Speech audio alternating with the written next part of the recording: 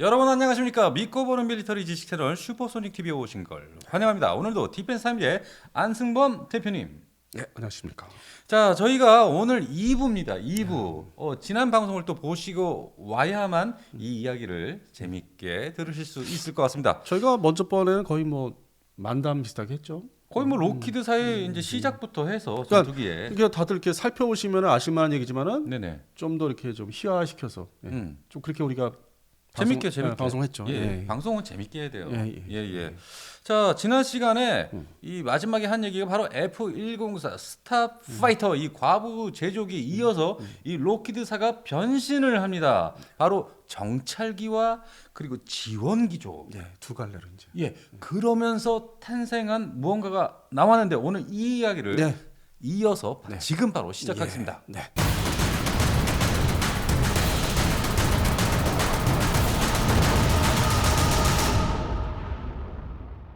자, 로키드사의 정찰기와 지원기 이쪽 사업으로 변모를 하게 됐는데 그 시작이 뭡니까 또? 그러니까 이제 50년대 우리 6.25 전쟁 휴전으로 이게 네. 소강 상태로 접어들면서 한반도가 네. 그러면서 이제 미 국방성이 이제 특정 그 항공기 군용기 제작사를 이제 좀 뭐 본격적으로 밀어줘야 되겠다. 그 선별을 하죠. 네네. 그러니까 알아서 이렇게 잘 이렇게 가는 회사가 있는 반면에 그러니까 특별히 이렇게 관리해주지 않으면은 좀 힘든 회사. 그게 이제 로키드사였어요. 그 당시에는. 당시에는. 그래서 이제 그게 그 프로젝트에 들어간 게 F104 스타파이터를 이제 강매 수출 전투기. 근데 우리는 이제 그 당시만 해도 배경을 잘 모르니까 1962년까지 네. 그 전투기를 원했죠. 그러니까 결국 안 들어온 원했잖아. 근데 안 들어온 게 잘한 거야. 근데 안 줬어. 안 들어온 게 좋은 거야. 주지도 않았고. 그러니까 이제 그게 이유가 미 본토에서 생산하는 거라면 이제 어떤 그 배정이 되는데 네네. 배분이 되는데 지는 안 쓰고 공장이 저 뭐 서독에 있고 일본에 있고 그러니까 이게 저기요 공장을 다 해외로 다 옮긴 거야. 야, 네. 그럼 거기서 만들었어. 내가 다 인가해주고 그 부분 컴포넌트는 내가 본토에서 만들어 보낼게. 그러니까 그 컴포넌트 만들기도 바쁘니까 야 너네 대한민국에 줄 뺀 게 무상 원조였기 때문에 무상 원조였어. 그때. 무상 원조였지. 우리 주는 대로 받는 무상 원조였어. 예. 수혜를 못 받는 거지. 그리고 이제 뭐 다른 이제 시간에 말씀드릴 부분이지만 노스롭사가 끼어들지 그때. 맞아요. 노스롭사는 또 그때부터 이제 막 커 나가지. F5A. 우리는 그 길로 가지. 맞습니다. 그러니까 미국의 어떤 전투기 수출 정책을 보면은 뭐 기원을 따지면 오래되긴 했는데 본격적으로 이게 나온 게 이제 F104, F5A라는 거죠. 그러면서 미국의 방산업체가 지금까지 살아남는 게 역사가 다 이렇게 아주 복잡하게 내려오죠. 어쨌든 저희의 이 방송의 주제는 로키드 마틴. 자, 네. 그러면 이제 비닉 항공기, 정찰용 항공기하고 그 지원기. 그 지원기죠. 그러니까 비닉 항공기는 우리 오산에 지금 아직 또 활약하고 있는 U2 정찰기. U2 정찰기. 그러니까 그 당시에 초기의 U2 정찰기는 지금의 어떤 U2기 같이 아주 뭐 이렇게 길고 아주 날개 뭐 그 정도는 아니었어요. 그 당시 모델은 좀 작았어요. 네네네. 물론 이제 그 소비에트 연방, 소련 상공에서 격추돼서 이제 떨어지고 뭐 여러 군데서 떨어지긴 하는데. 맞습니다. 그러니까 먼저 버전의 1세대 U2기. 1세대. 예, 그래서 이제 이게 미국 CIA가 이제 돈을 이제 지원하면서 우리나라도 그래. 국정원이 따로 돈 되는 사업이 있어. 무기 사는 거. 뭡니까? 아니 그건 다음 기회에. 다음 기회야. 그러면 얘기가 딴 데로 새잖아. 그래서 이 유투기를 이제 미 CIA가 적극적으로 자금되면서 조종사들을 이제 모집해서 하다 보니까 이게 이제 소련 영공을 이제 들어가서 촬영하다 격추되고. 근데 요게 이제 또 한계가 있으니까 1세대 유투기니까. 그렇죠. 그러다 보니까 야 속도를 한번 죽여봐. 그래서 나온 게 최대 속도 마 3으로 하자. 3.3 뭐 이렇게. 그게 바로 SR-70이에요. SR-72. 그 프로젝트. 얘 진짜 멋있거든 생긴 거는. 근데 이제 얘도 사연이 있어요. SR-71은 원래 전투기였어. YF-10이라는. 그러니까 마 3.3에 예. 전투기로 등장시키려 했는데 예. 얘가 그렇게 하면 워낙 비싸. 워낙 비싸고 뭐 좀 실용성이 떨어지는 거예요. 굳이 뭐 마 3.3 전투기 뭐 초음속 전투기 요격기로 쓸 일이 뭐 있겠냐 해서 그러다 또 로키드사를 살려주기 위해서 유투기가 추락된 격추된대. 얘를 한번 보내보면 격추 안 될 거야. 근데 그건 이제 맞아 떨어졌지. 격추가 안 되는 거야. 격추가 안 되지. 속도가 이제 워낙 속도, 네. 그러니까 속도의 스텔스 전투기의 시작이죠. 속도 스텔스. 속도로 그냥 스텔스. SA2 지대공 미사일 피해가는. 이 SR-71은 거의 지금 스텔스기의 거의 원조라고 얘기할 수 기본 있지 어떤 않습니까? 기초가 되는 기술은 거기에 적용이 됐는데 그렇다고 해서 그 레이더에 안 걸리는 거 아니고 걸리는데 그 딱 걸리면 그냥 속도로 그냥 도망가는 거야. 빠르니까. 그러니까 이게 초기에 스텔스란 표현하는 게 속도를 이제 활용한. 네, 속도로 제압하는. 네, 그다음에 상대방의 레이더의 성능이 좀 떨어지면은 포착이 안 되는 거. 근데 이제 이게 소비에트 연방이 이제 그 6.25 전쟁 이후에 그 레이더, 대공 레이더 종류를 표준화시켜서 많이 중국과 북한이 뿌리기 때문에 네네. 포착이 됐긴 했다고 하더라고요. SR-71이 한반도에서도 그 82년도가 1년도에 한번 격추될 뻔한 적도 있었고 포착돼서. 아니 근데- 휴전선 이게 서에서 동으로 동에서 서로 근데 그거를 이제 쏘니까 속도로 픽 하고 슉 도망간 거죠. 가데나로 도망갔지. 그러니까. 그 중간에 또 우리 기지에 뭐 대구에도 내린 적이 있었고 속도를 내다가 연료 떨어졌어 해가지고 내린 적도 있고. 그래서 이제 그거를 제작한 회사가 이제 YF-12 전투기를 이제 좀 미국에 공군이 안 사주니까 네. 필요 없다고 해서 그래서 SR-70을 변신해서 이제 그게 오랜 기간 90년대까지 활용을 했죠 미국에서. 그게 이제 중간에 어떤 엔지니어 스컹크 웍스 팀들의 어떤 그 뛰어난 그 기술로 인해서 회사를 이제 버틴 건데 명성 뭐 이런 거는 이제 유지가 돼요. 지명도 그건 얘들 기술 좋아. 비능무기 얘들한테 만들면 부탁하면 돼. 근데 수익성이 떨어진단 말이에요. 몇 대 안 된단 말이에요. 그렇죠. 그게 나중에 이어지는 게 F117 다리미 공격기. 그게 쉬운 6대인가 만들었죠. 소량이잖아. 예. 그러니까 개발할 때는 이제 돈을 많이 주는데 그다음에 양산으로 넘어가서 돈을 이익을 남게 되는데 그럼 56대 그게 무슨 돈이 남아. 야, 이게 F117. 그러니까 이제 로키드의 어떤 경영진에서는 유투기 때부터 이제 염두에 둔 거야. 야, 우리가 어떤 그 보험을 들자. 그러면 우리가 들자. 그러면 지원기 사업을 해야 된다. 지원기 사업을 하자. 그래서 이제 그 안에는 해상 초계기. 뭐 P3C. 근데 기술을 이제 가지고 있어요. 전통적으로 2차 대전 때부터 해상 초계기를 만들어 온 실력이 있어. 네네. 근데 이거를 그 소비에트 연방, 소련의 그 원자력 잠수함이 나오기 시작하니까 그걸 추적할 수 있는 고성능을 만들어 보자. 성능을 확실하게 센서를 갖다 때려 넣고 높이자. 센서를 때려 넣는 아주 고성능을 이제 만들어 보자 한 게 그 로키드사가 또 여객기도 만들어. 프로펠러. 뭐죠? 그게 이제 P3C 오라이언 그 해상 초계기의 원조. 원조. 그러니까 그것도 실패작이야. 실패했어. 제트 여객기 보잉 707이 막 탄생해서 막 팔리던 시절에 로키드사는 프로펠러 터프롭 여객기를 내놓으니까 안 팔리잖아. 안 되지요. 밀리잖아요 경쟁에서. 네. 그러니까 그것도 고민하다가 이제 야 해상 초계기 P3C 오라이언 P3 C는 나중에 우리가 P3로 해서 납품하자 해서 성공했어요. 그리고 이제 동시에 그 제트 여객기도 개발을 해보자.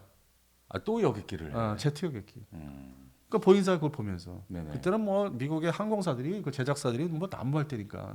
그래서 기종을 하나 만들긴 했는데 그것도 결국 실패작이었고. 그러니까요. 그래서 이제 지원기에서는 한쪽에는 이제 이름을 명성 그걸 인정받은 비닉 정찰용 항공기, 한쪽에서는 해상 초계기에 이제 아주 저기를 수익성을 좀 이제 가미할 수 있는 그게 이제 P3 계열이죠. 고성능의 P3 A형, B형, C형으로 계속 진화하는데 네네네. 그걸로 이제 또 자리를 잡고 그리고 이제 70년대 중반 75년도 되면은 이제 저기 등장하죠.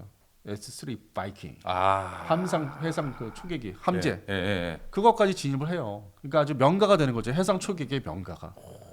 근데 그게 수익이 발주 대수가 이런 지원기는 많지가 않기 때문에. 그러니까 그게 흠이죠. 그러니까 이제 동시에 진행했던 게 또 그 전에 54년도 또 뭐 이렇게 이것저것 손을 댄 게 지금 우리 얘기했던 이번에 떨어진 허큘리스의 1세대 허큘리스 1세대 허큘리스 C130A 그때부터 시작하죠. 54년부터. 그러니까 수송기도 손을 대고 해상 초계기도 손을 대고. 근데 수익성이 그 당시만 해도 이게 다작인데 다 합해야 겨우 이제 버티는. 이것도 팔고 저것도 왜냐면 팔고. 미 국방서 중심의 발주기 때문에 해외 수출보다는 네네. 해외 수출은 그렇게 많지가 않았어요.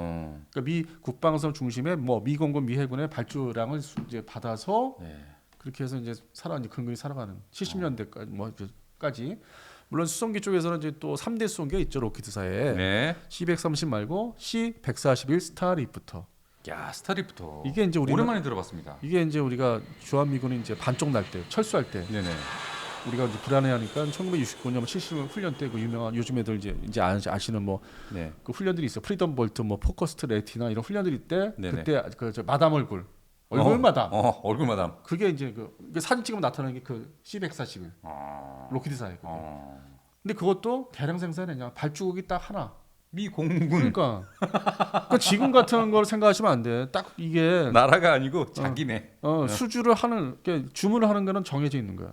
그건 정책이 필요한 거죠. 근데 이게 사업성이 떨어지니까. 그 다음에 또 하나 더 있어 수송기.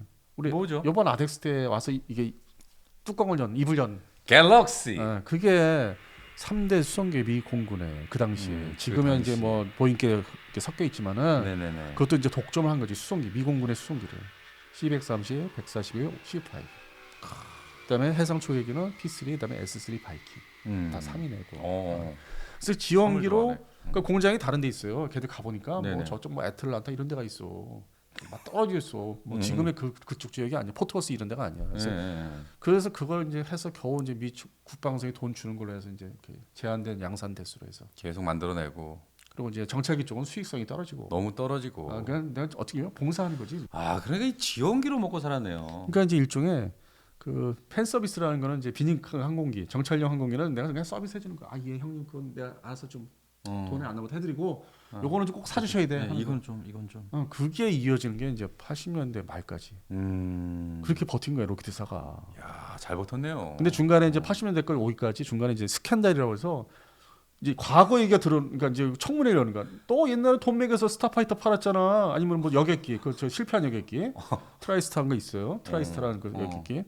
그거 다 돈 매겨서 강매한 거 아니야. 그러니까 이제 뭐 나라마다 이제 뭐 이렇게 이제 시끄러지고.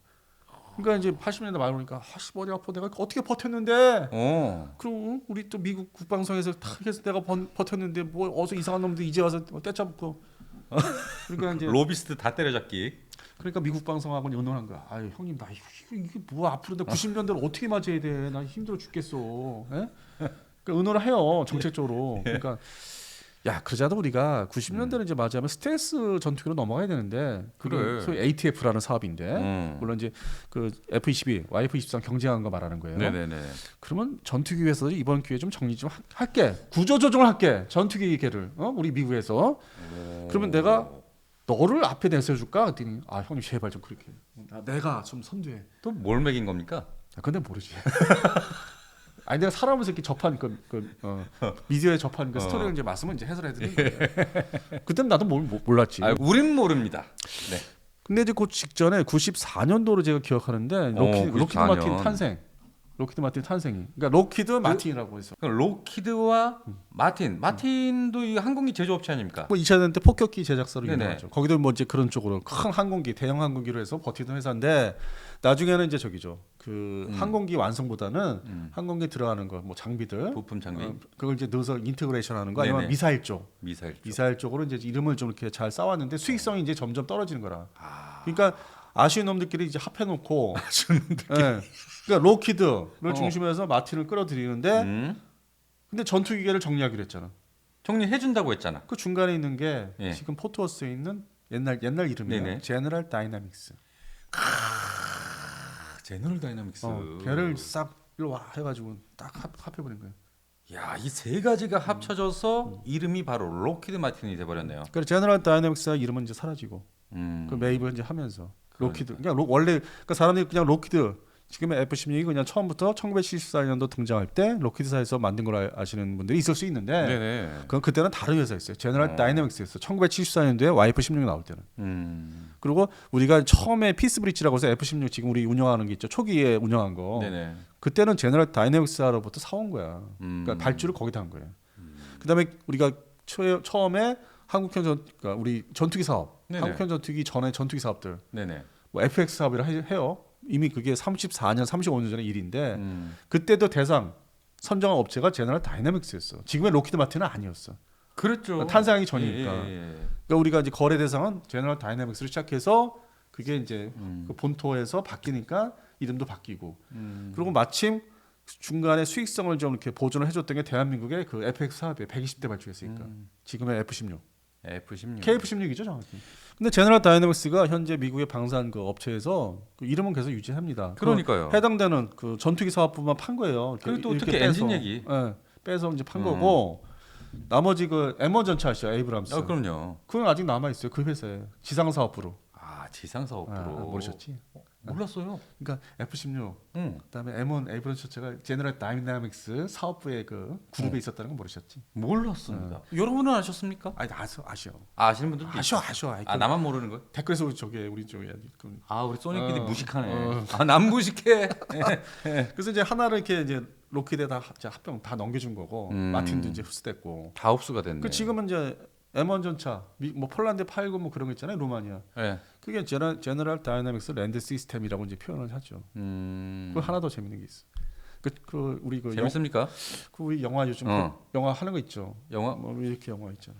이게 뭐예요? 이거 영화 있잖아. 지금 하는 거 100만, 1000만 돌파는. 아 서울의 이 영화 있잖아. 서울의 봄. 그 시절 때. 음. 물론 이제 박정희 대통령 때 이제 발제가 된 건데 실천을 한 시절에는 이제 이 시절 때. 그게 바로 K1 전차를 K1 전차. 설계를 해주세요. 의뢰했던 곳이 제너럴 다이나믹스. 그쪽에 이제 물론 그 전에 뭐 클라이서로 뭐 이름이 복잡한데 결국에는 시간이 지나면서 그거를 이제 가져온 게 제너럴 다이나믹스 랜드 시스템. 랜드 시스템. 우리하고도 얽혀 있는 거예요. 아 그렇군요. 우리가 상당히 그걸 기여를 했지. 기여를 했네요. K1 전차가 잘 모르시는데 이제 와서 이제는 얘기할 수 있다. 이제 어떻게 얘기 나오냐면은 면허 생산으로 들어가요. 네. 순수 국산이 아니야. K1 전차가. 면허 생산이지. 네.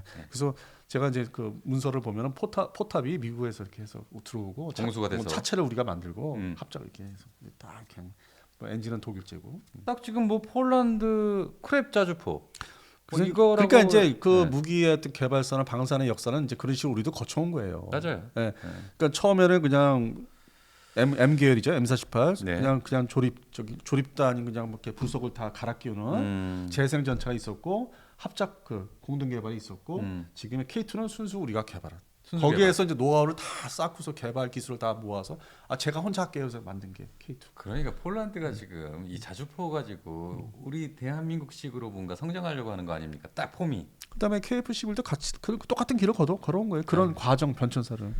그래서 맞습니다. 이제 이게 얘기를 하다 보면은 록히드 마틴사가 거슬러 올라가면 이제 우리하고도 연관이 많다 이거죠. 처음에는 너무 많아요. 1부에서 얘기할 때는 이제 광매 전투기에서 서독과 일본을 얘기하는데 지금 2부에서는 이제 우리하고 연관이 많아지네. 그러니까 시간이 흘러오면서. 리퍼블릭 오브 코리아랑 관계가 밀접해집니다. 그래서 이제 1994년도부터는 이제 우리가 수익성을 많이 내주죠. 120대를 발주해서 우리가 면허 생산을 이제 그 당시 삼성항공에서 하지 않습니까? 사천 현재 카이. 네네네. 거기서 이제 본격 수행을 하니까 95년도에 시제기가 나오고 이제 양산 시제기가 면허 생산, 뭐 단순 조립이라든지 녹다운, 그다음에 본격 라이센스 생산하는 것도 시작돼서 그게 90년대 쭉 이어지죠.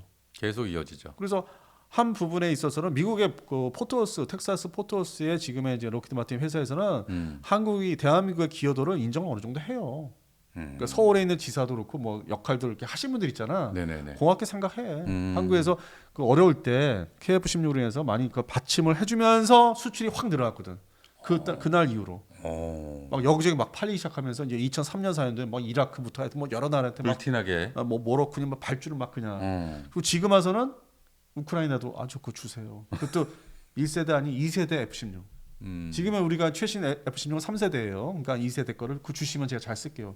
이제 그 얘기 이슈가 이제 살아나고 있죠. 1월달 되면서. 예. 그렇게 이제 서로 얽히고 설키고 이제 그런 스토리가 있어서 록히드 마틴 회사가 이제 그런 걸 토대로 대한민국도 기여를 해서 결국에는 2000년대에 2001년도 이후에 F-35가 등장을 하는 겁니다. 드디어. 그러니까 그런 어떤 사업성들을 다 모으고 돈도 모으고 이제 미래 전망 이렇게 하면은 F-16을 이렇게 물론 이제 과부 제조기에 있었지만은 흑역사가 있지만은 중간에 매입한 회사의 어떤 전도 유망한 그 수익성으로 인해서 그걸 토대로 미 국방성과 잘 의논해서 앞으로 강매가 아니라 이 전투기 아니면 뭐 다른 거는 뭐 쓸 수 없는 그런 형성 구조를 만들자. 그게 F-35거든. 그러니까 록히드 마틴이 F-35를 개발할 수 있기까지가 일단 정부에서 밀어주지 않았습니까? 그러니까 정부에서 밀어준 것도 있고 자기 스스로도 이걸 하면서 이거 강매도 해보고. 그러니까 좀 흑역사잖아. 그다음에 흑역사긴 하죠. 그다음에 우리 같은 대한민국 같은 것들 고객이 있었잖아. 그 고객이 도와줘야 되는 것도 있잖아. 미 국방성뿐만 아니라. 그러니까 그러면 이 흑역사를 다 아니면 중간에 좀 어려웠던 부분을 다 싹 보완할 수 있는 내가 주도할 수 있는 전투기.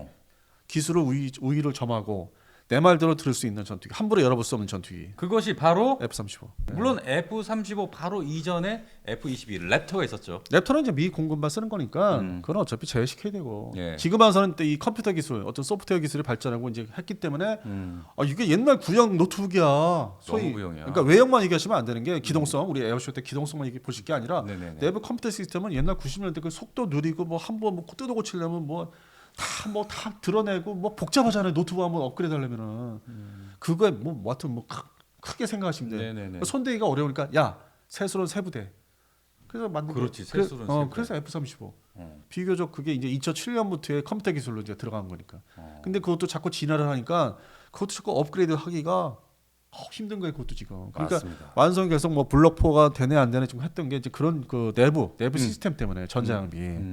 그래서 아직도 진화를 더 할 것이다. 자리를 잡으려면 뭐 또 몇 년 더 걸릴 것이다. 네. 그러면서 이슈가 나왔던 게 대한민국 공군이 과연 블록4를 제때 받을 수 있겠냐. 대한민국 공군이 과연 블록4를 제때 받을 수 있겠냐.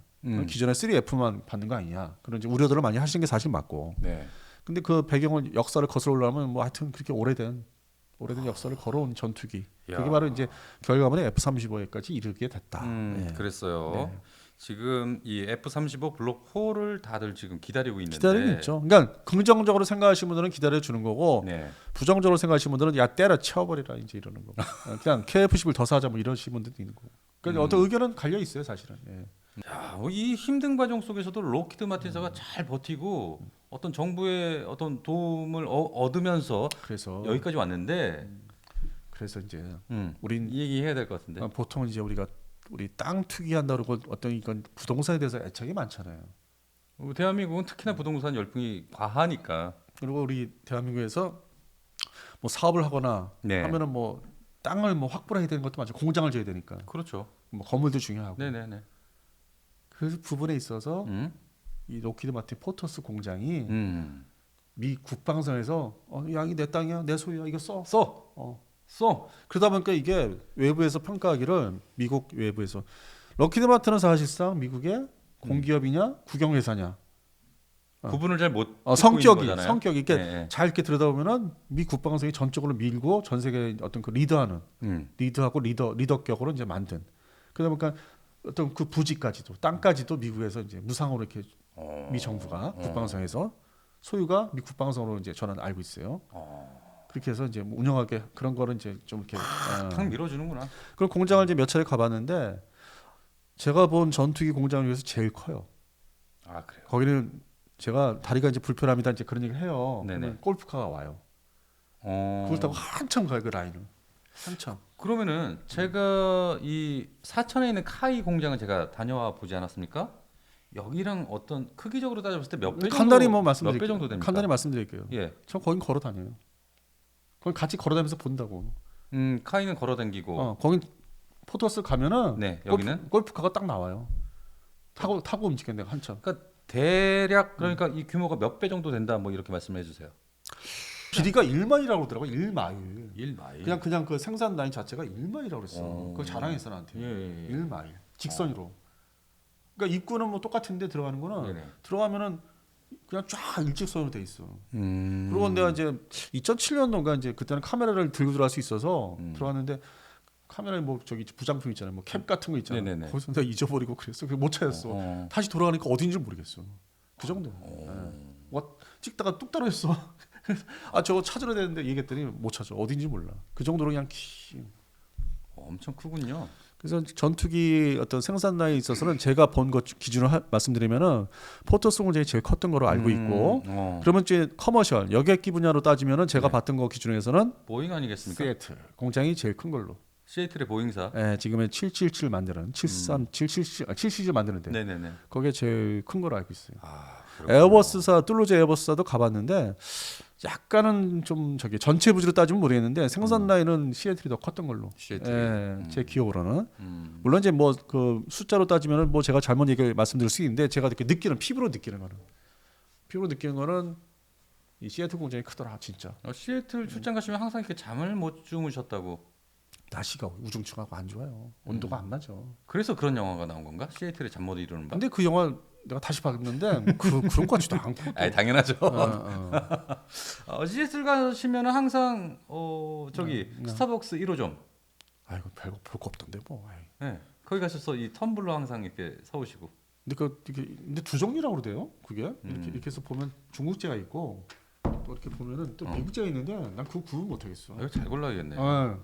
그래서 두 가지라는 얘기를 또 최근에 들었어요. 아 그랬군요. 예, 중국제도 팔더라고요. 그냥 그 저기 저 껍데기는 다 영어로 써 있던데. 예, 알겠습니다. 야, 이 정부의 강력한 지원이 어떻게 보면 이 로키드 마틴이 성공할 수 있는 비결 중에 가장 큰 부분이 아니었었나. 그러니까 이런 생각도 드네요. 저희가 이렇게 이 얘기를 이제 해설을 해드리면서 스스로 느끼는 게 네, 느껴집니다 지금. 이게 KF11이 정부 지원이 있어야 된다. 이거였습니다. 이거였습니다. 내가 지금 얘기하면서도 좀 있어. 이게 아니 여러분도 느끼고 계셨을 거예요. 이게 그렇구나. 얘기를 하면서도 어. 있어야 되네. 카이다 뭐야 이렇게 되네. 또 오늘도 그러니까 또 카이다. 또 카이다네. 지원을 해주려면 좀 제대로 해주든가. 무슨 감독 기관이 그래 진짜. 네. 넓게 보면 감독 기관인데 자꾸 잘 뛰려고 하는 애 못 뛰게 하는 거잖아. 그냥 이거 뭐 빤스 내리는 거죠. 잡아 때리는. 잡아 내려. 그러면 끌어내려. 사람이 그냥 당황해가지고 막 그냥 얼핏 멈췄다가. 와 이러는 거지 이제. 뭐 그런 상황. 그러다가 다시 뛰면은 이미- 1등으로 달리고 있다가 꼴찌하는 거지 뭐. 이미 늦죠 그러면. 예. 지는 거지. 야 부럽습니다. 예. 그래서 하여튼 뭐 로키드 마틴은 우리가 방송 소재로 해설을 하다 보니까 정부 지원이 핵심이다. 핵심이다. 이 특히 군용기 전투기 사업에 있어서는 그런 결론에 도달합니다. 예. 이게 이번 방송의 최종 결론이네요. 사실- 강력한 정부 지원이 필요하다. 사실 우리가 이거를 처음부터 이렇게 잡아놓고 한 건 아니잖아. 아 그럼요. 예. 저희는 그렇게 그러니까 해설만 잘하자. 예, 해설 잘해야지. 하다 보니까 정부 지원이 중요하다. 예. 결론 났습니다. 예. 결국 로키드 마틴사가 지금 여기까지 와서 이렇게 대성공을 했듯이 뭐 전 세계를 씹어먹고 있지 않습니까? 전투기로?